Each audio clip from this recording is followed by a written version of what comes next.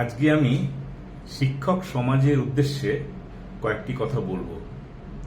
আমিও একজন শিক্ষক, দীর্ঘকাল খড়গপুর আইআইটিতে এবং আইআইএসসিআর কলকাতাতে অধ্যাপনা করার সুবাদে আমার কতকগুলো বিষয়ে শিক্ষকতা সম্পর্কে মনে হয়েছে, সেটা আমি আজকে কিছুটা খোলাখুলিভাবেই আপনাদের কাছে বলতে চাই।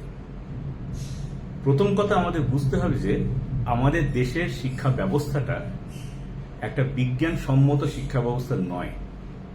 যদি হতো তাহলে শিক্ষার মধ্যে দিয়ে যারা গেছে, যারা স্কুলে, কলেজে, ইউনিভার্সিটিতে শিক্ষা পেয়েছে, তাদের মধ্যে একটা বিজ্ঞান মনস্কতা গড়ে উঠত, যুক্তিভিত্তিক চিন্তা পদ্ধতি গড়ে উঠত।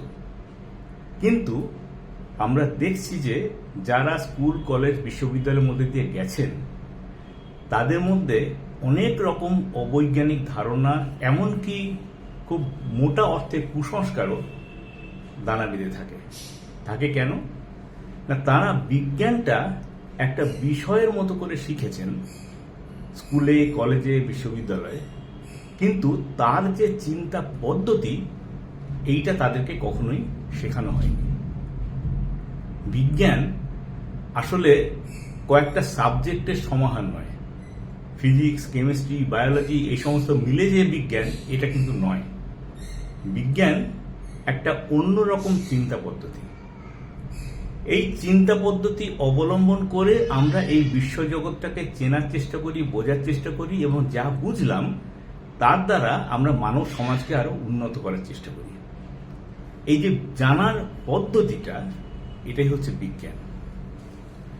এর একটা গুরুত্বপূর্ণ দিক হচ্ছে, বিজ্ঞান বলে কোনো কিছুকেই বিশ্বাস করো না যতক্ষণ না তার প্রমাণ পাও। এটা বিজ্ঞানের একটা বুনিয়াদী কথা। কিন্তু লক্ষ্য করে দেখবেন যে আমরা স্কুলে, কলেজে কোনো কোর্সেই কখনো এই কথাটা বোঝাতে হয় না, এই কথাটা শেখাতে হয় না। আমরা ফিজিক্স পড়াই, কেমিস্ট্রি পড়াই, তার মধ্যে যে তত্ত্বগুলো আছে সেগুলো পড়াই, তার মধ্যে নানাবিধ এক্সাম্পল, অঙ্ক সে কি করে করতে হয় শেখাই, কিন্তু এই কথাটা বলি না যে তোমরা ততক্ষণ পর্যন্ত কোনো কিছু মেনো না যতক্ষণ তার প্রমাণ পাও। এর ফলে কি হয়? এর ফলে কোনো একজন ছাত্র যখন আমরা কিছু একটা পড়াচ্ছি সেটা যখন মেনে নিচ্ছে, তখন কেন মেনে নিচ্ছে না, আমি শিক্ষক পড়িয়েছি বলে, শিক্ষক ক্লাসে বলেছেন বলে, ওই কথাগুলো বইতে লেখা আছে বলে, ওই কথাগুলো ঠিক সেইভাবে উপস্থাপন না করতে পারলে পরীক্ষায় নম্বর পাবে না বলে। তাহলে এই যে দিকটা, যে মানুষ, ছাত্ররা মেনে নিচ্ছে একদম মধ্যযুগে যেভাবে মানুষ কোনো একটা কথা মেনে নিত, কেন না বাইবেলে আছে বলে, কিংবা গীতায় আছে বলে, কিংবা কোরআনে আছে বলে। আজকে ছাত্ররা মেনে নিচ্ছে কেন না, পাঠ্য বইতে আছে বলে, শিক্ষামশাই বলেছেন বলে, ওইটা ওইভাবে না লিখলে পরীক্ষায় নম্বর পাবে না বলে। এইটার মধ্যে দিয়ে যেটা হয় সেটা হচ্ছে যে মনের মধ্যে মেনে নেওয়ার মানসিকতাটা দানা বেঁধে যায়। তারপরে যখন সে স্কুল গণ্ডি পাশ করে বেরিয়ে গেছে, কলেজ গণ্ডি পাশ করে বেরিয়ে গেছে, তাকে যেটাই বলা হবে তার মধ্যে সেটা আগে মেনে নেওয়ার প্রবণতা থাকে, প্রশ্ন করার প্রবণতা থাকে না। বিজ্ঞান বলে প্রশ্ন করো, কোনো কিছু গ্রহণ করার আগে প্রশ্ন করো, যাচাই করো। ফলে বিজ্ঞান যখন আমরা পড়াবো, তখন কিসের ভিত্তিতে কোনো একটা ধারণা এলো, এইটা কিন্তু আমাদের তার মাথায় গেঁথে দিতে হবে। এটা শুধুমাত্র বিজ্ঞান নয়, ইতিহাস যখন পড়াবো, বিজ্ঞান যখন পড়াবো, এমনকি সাহিত্য যখন পড়াবো, এমনকি যখন ভূগোল পড়াবো, তখনও কিন্তু বিষয়টা তার মাথায় এইটা বোঝাতে হবে যে কিসের ভিত্তিতে যেটা আমি পড়াচ্ছি, কিসের ভিত্তিতে আমরা জানলাম, এইটা তাকে জানাতে হবে। এক্সাম্পল দিই, আমরা ইতিহাসে কি পড়াই? ইতিহাসে পড়াই কি ঘটেছে, অতীতে কি ঘটেছে, এটাই আমরা ইতিহাসে পড়াই। একসময় গুপ্ত যুগ ছিল, একসময় হর্ষবর্ধনের রাজত্ব ছিল, একসময় যেটাকে আমরা হরপ্পা সমাজ সভ্যতা বলি, হরপ্পা সভ্যতা, সেই হরপ্পা সভ্যতা ছিল। সিন্ধু সভ্যতা আজকাল বলা হয় না, সেটাকে হরপ্পা সভ্যতা বলা হয়, সেটা ছিল। ফলে এগুলো আমরা পড়াই, কিন্তু যদি প্রশ্ন করে কিসের ভিত্তিতে জানলাম, কিসের ভিত্তিতে জানলাম যে একসময় হর্ষবর্ধন বলে একজন রাজা ছিলেন? কিসের ভিত্তিতে আমরা জানলাম কনিষ্ক বলে একজন রাজা ছিলেন? কিসের ভিত্তিতে আমরা জানলাম যে একসময় হরপ্পা সভ্যতা ছিল? এইটা যদি না বলে সেইগুলো সম্পর্কে আমরা বলি, তাহলে ছাত্র কিন্তু মেনে নেবে। কিন্তু সেই মেনে নেওয়ার বৈশিষ্ট্য হচ্ছে যে কোনোদিন কেউ ওই গল্পটাকে পাল্টে দিয়ে অন্য একটা গল্প তার জায়গায় প্রতিস্থাপন করে দেবে, বলে এটাই ইতিহাস, সে কিন্তু সেটাও মেনে নেবে, কেননা মেনে নেওয়াই তার প্রবণতা হয়ে গেছে। তাহলে কি করব না, যখন আমরা পড়াবো তখনই কিন্তু আমাদের ছাত্রদের বলতে হবে যে এটা কিভাবে জানলাম। যেমন যে হরপ্পা সভ্যতা আমরা স্কুলে পড়াই যে এটা হচ্ছে প্রাক বৈদিক সভ্যতা। আচ্ছা, প্রাক বৈদিক এটা কিভাবে জানা গেল? এটা বলাটা কিন্তু ছাত্রদের কাছে এমন কিছু কঠিন বিষয় নয়। সেই শহর সভ্যতা ছিল সেগুলোতে যা দিয়ে বাড়িঘরগুলো তৈরি সেটা হচ্ছে পোড়া মাটির ইট। আবার এটাও আমরা বলতে পারি যে তারপরে প্রায় 1000 বছরের বৈদিক যুগে একটাও ইট পাওয়া যায়নি। তার মানে হচ্ছে যে এই দুটো সভ্যতা এক হতে পারে না। আমরা জানি যে বৈদিক সভ্যতায় যে সাহিত্যগুলো পাওয়া গেছে সেখানে সবচেয়ে গুরুত্বপূর্ণ জন্তু হচ্ছে ঘোড়া। ঘোড়া অশ্বমেধ যজ্ঞ আছে, ঘোড়ায় টানা রথ আছে, সমস্ত কিছু। ঘোড়া হচ্ছে একটা বিশাল বিষয়। কিন্তু আমরা এও দেখেছি যে ওই হরপ্পা সভ্যতার যে শহরগুলো তার যে ধ্বংসপসার, সেখানে কোনো ঘোড়ার কঙ্কাল পাওয়া যায়নি। সেখানে যে সমস্ত শিলমোহর পাওয়া গেছে সেখানে অনেক জন্তুর ছবি দেওয়া সিল পাওয়া গেছে, কিন্তু ঘোড়ার সিল পাওয়া যায়নি, ঘোড়ার ছবি দেওয়া কোনো সিল পাওয়া যায়নি। অর্থাৎ সেই জন্তুটা, ঘোড়া জন্তুটা সেখানকার মানুষের কাছে একটু অপরিচিত জন্তু ছিল। এরকম কতগুলো প্রমাণের উপর ভিত্তি করে, যেরকম তাদের যে ভাষাটা ছিল সেটা লিখিত ভাষা ছিল, কারণ সেখানে লিপি পাওয়া যায়।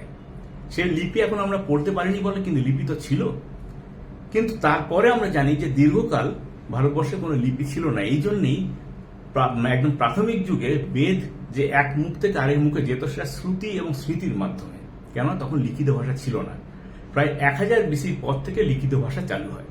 তার মানে এই দুটো সমাজ একই সমাজ নয়, একটা সমাজের কন্টিনিউশন আর একটা সমাজ তার নয়। এই থেকেই বিজ্ঞানীরা এই সিদ্ধান্তে এসেছেন যে এটা হচ্ছে একটা প্রাক বৈদিক সমাজ, যে সমাজটা এক সময় ডিসইন্টিগ্রেট করে গিয়েছিল। তাহলে এইটুকুকে যদি আমরা ছাত্রদের কাছে ধরিয়ে দিই যে এই এভিডেন্সের ভিত্তিতে ঐতিহাসিকরা ওই সিদ্ধান্তে এসেছেন, তাহলে তারা বুঝতে পারবে যে ইতিহাস নির্মাণেরও প্রমাণ লাগে। আমার যেটা মনে হয়েছে, আমি যেটা বিশ্বাস করি সেইটা কিন্তু ইতিহাস নয়। ইতিহাস হিসেবে যা বলবো তার পিছনে প্রমাণ লাগে। ভূগোল যেরকম, ভূগোল যদি আমরা ঠিকভাবে পড়াই তাহলে কিন্তু যে কোনো ছাত্র দেখতে পাবে যে ভারতবর্ষ সম্পদশালী দেশ।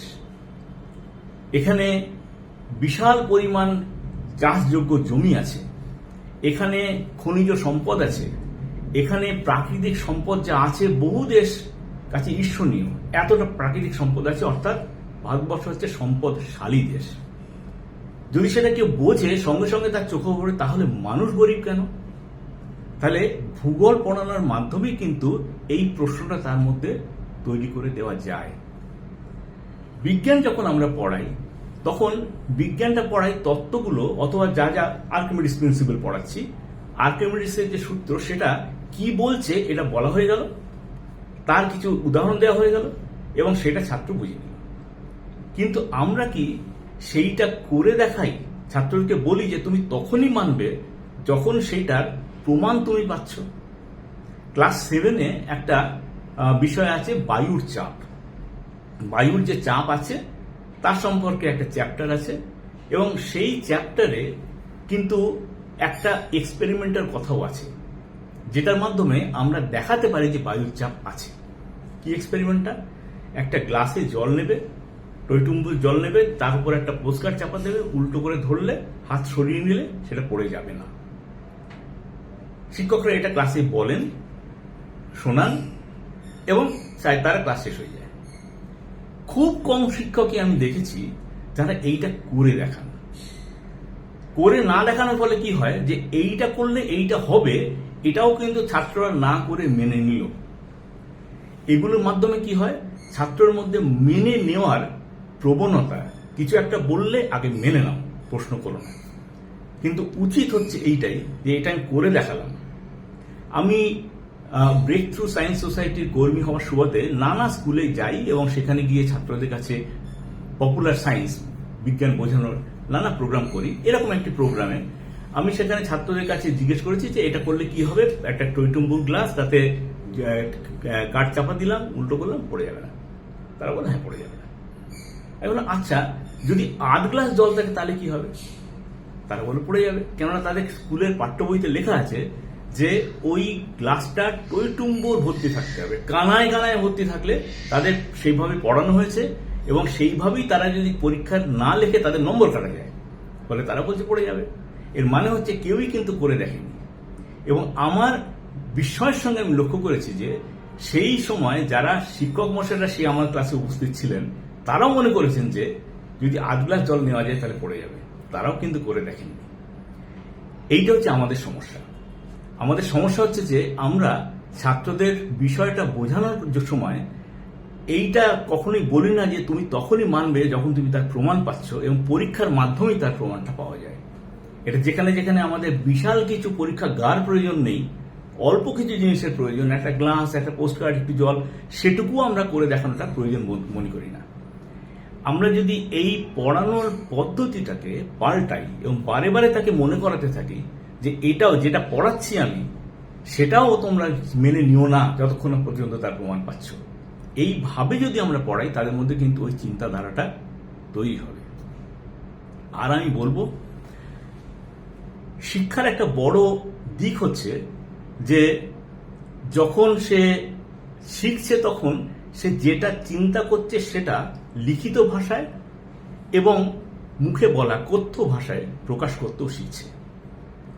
আমাদের শিক্ষার একটা বড় উদ্দেশ্য হচ্ছে যে মানুষকে চিন্তা করতে সক্ষম করে তোলা, স্বাধীনভাবে চিন্তা করতে সক্ষম করে তোলা, এবং সে স্বাধীনভাবে যেটা চিন্তা করতে পারলো সেটা সে লিখিত ভাষায় এবং কথ্য ভাষায় প্রকাশ করতে পারছে। এটা কিন্তু শিক্ষার একটা বড় উদ্দেশ্য, এবং ভাষা শিক্ষার একটা বড় উদ্দেশ্য সেটাই। আজকে ভাষা শিক্ষাটাই খুব দুর্বল হয়ে গেছে। দুর্বল হয়ে গেছে এতটাই যে এখন একটি ছাত্র একটি শব্দে কিংবা খুব বেশি হলে 2-3টি শব্দে উত্তর দিলেই তার নম্বর পেয়ে যায়। ভাষায় 95, 96, 97% নম্বর পাওয়া এখন খুব একটা ব্যাপার নয়। কিন্তু যারা এইটা পেয়ে আসছে তাদেরকে যদি বলা হয় যে এক প্যারাগ্রাফ যে চিন্তা করছে সেটাই তুমি লিখে দেখাও, তাহলে দেখা যাবে সে লিখতে পারছে না। কেননা তারা এখন নিজেকে প্রকাশ করার জন্য যে একটা পরিশীলিত ভাষা লাগে, সুন্দর ভাষায় প্রকাশ করার জন্য যে পরিশীলিত ভাষা লাগে, সেটাই তারা শিখছে না। এটা কিন্তু আপনারা শেখাবেন।